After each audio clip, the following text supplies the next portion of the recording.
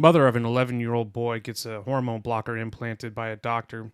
Shocking video shows how the child reacts. Right here at the Sweet Lou Special. And welcome to the Sweet Lou Special.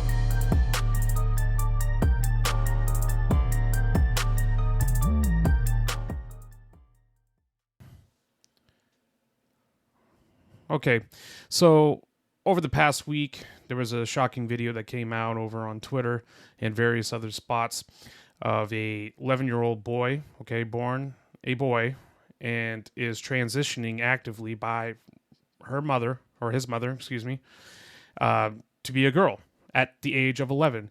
Now, this video shows a doctor giving this transplant into the arm underneath the skin, so that he can have hormone blockers. And the doctor says that, we're not going to give you estrogen until you're 13. So basically, blocking puberty, preventing the normal development of a boy to happen, so that this kid could transition to be a girl. Solely on the mom. Now, this video is so shocking. I want to show it to you all right now. Here's the clip right here. Olson had a decision. You are in the perfect place to start on blockers. And she promises to begin giving her estrogen, female hormones, in 2 years. Around 13. That's what I think. Yes, you're not going to develop breast buds on the blockers, but you're not going to wait until 16 to start. You know that, okay? Josie received the blockers as an implant in her arm. It's okay if you cry. So with all the bravery she could muster, you're going to feel a little bit of a... Josie held on tight as another chapter opened in this young girl's life. Closing up the skin. A lot of times it strikes me that had this happened just 20 years ago, thank you, I wouldn't have been able to give her blockers, and she would have had to go through male puberty. That terrifies me. It's all done. Do you want a hug? I don't know that she would have survived male puberty. Okay, as you see, when I saw this video, it was really shocking to me, in the sense that, this is an 11-year-old child, and I think most people out there are going to agree that when we see this is absolutely absurd that a parent will find this appropriate to block the natural development of a young boy, so that for whatever reason, clout, whether to feel good on social media, whether they were influenced on social media to do this, so that their child could be trans at 11 years old. Mind you, this child is 11 years old, cannot consent to most things. I am a parent myself of 2 children, okay? They don't even know what kind of popsicle they want right away. They don't know what they want for dinner. They don't even know what they want to do during the day or after school, okay? Let alone know for sure that they want to transition into the opposite sex. Now, as from my background and my education, I find that it is very appalling that we are going to stunt the development, the natural progression of a young male to go through puberty, basically destroy their lives before they're even adult, and make the conscious decisions themselves that this is what they want to do, and basically put in the process of sterilizing their child. Okay, because this is what happens. We don't have enough information, enough data to support what is the long-term consequences of these hormone blockers, or not hormone blockers, but puberty blockers and hormone treatment to a child at that age. Okay, this is what we do know. All right, now estrogen and testosterone both play a major role in development of bones. Okay, one, estrogen is responsible for the elongation of bones, and a high amount of estrogen also starts the solidification of the epiphyseal plates in the femur, and to prevent growth. So that's why girls through puberty, basically when girls go through puberty, that is the maximum height they're going to get because of the high amount of estrogen. Testosterone is responsible for bone density, okay? And also muscle development, broadening of the shoulders, developing secondary sex characteristics. Same with estrogen, and in the sense of widening of the hips, and depositing and having larger amount of body fat in comparison to males, simply for simply for a hormone creation in the body naturally. Okay, so that's what cholesterol, fat, and all that is used for in the female body. Now, anyway, the point that I'm getting at is that these are chemicals made in the lab, synthetic hormones. They're exogenous. Okay, they're not made inside the body, even though they're going to mimic what is made inside the body, but they are going to affect the children in a certain way that, again, we do not have long-term studies to see what the positive or negative consequences are of doing this hormone treatments to an 11-year-old. Now, I'm all for, hey, you're 18 years old, do whatever the hell you want, okay? You want to transition to the opposite sex, go ahead. If you want to,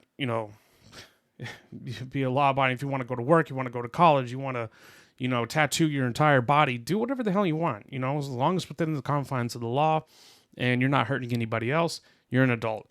But do I believe that this 11-year-old consciously made the decision that he wants to become a girl? Or do you think that the parent, or the mother in this case, really pushed the child to do that? Or do you think that the mother is really living out her dreams, living out what her thoughts are and what her feelings and what she believes in through her child? This is what we call, it's,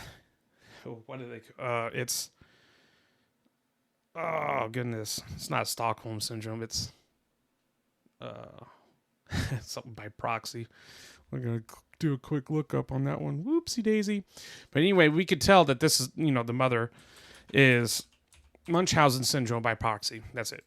Sorry about that. So, this is like a good clear-cut case of what Munchausen syndrome by proxy is the mother wants to get attention through affecting her child, her son. So her son's going to have to go through all this, through this treatment, through this procedures, is going to have to basically destroy his body only to make the mom feel good? Do you really think that there's any psychological evidence that this is what's going to make the child more happy, having to go through these doctor's appointments? So what's the next step? Surgery after this? Are they going to remove the boy's testicles so that he can definitely not produce any testosterone that's going to, put him into puberty and develop as a young man?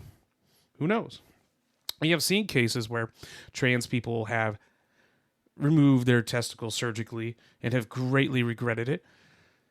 And then you can't go back. Once something like that happens, there's no going back. You're sterilizing your child just for clout, just to make you look cool among your TikTok friends or your other liberal moms that you live in the neighborhood with. It's ridiculous. As a matter of fact, this video should be evidence enough that it should be pissing off a lot of people out there. Do I think that most parents are like this? No, I don't think most parents are like this. I think it is a cringe minority of parents that will approve of this and would do something like this to their own child. I mean, to me, in my opinion, this is like clear-cut torturous. This is abuse.